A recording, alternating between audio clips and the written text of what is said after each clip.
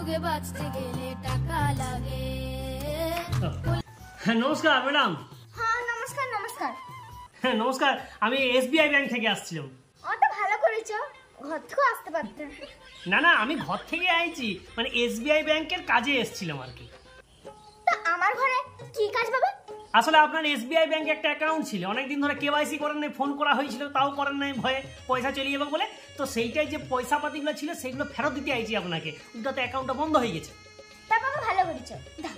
হ্যাঁ গাড়ি ঘোড়াতে যেমন টাকা লাগে, আপনার জমানো অর্থ নেন। কলি যুগে বাঁচতে গেলে টাকা লাগে। এ কি মোটে 10 টাকা? আমার অ্যাকাউন্টে 10 টাকা ছিল। এইভাবে আপনারা লোকের টাকা মারছেন? একটা টাকা একটা পয়সা রোজগার করতে কত কষ্ট করতে জানেন আপনারা? জানেন জানেন? আহা ম্যাডাম, উত্তেজিত হবেন না, কিন্তু আপনার অ্যাকাউন্টে তো ওই টাকাটাই ছিল। না আমার অ্যাকাউন্টে 10 টাকা থাকে নাই, 10 টাকা 20 পয়সা ছিল। 20 পয়সাটা কই? হ্যাঁ হ্যাঁ হ্যাঁ। হ্যাঁ 20 পয়সা? কি মহিলা রে বাবা। হ্যালো, এ দেখিছো এখানে 20 পয়সাটা ছিল গো। চিরে নুনি চি চি চি চিরে নুনি চিরে চিরে চি।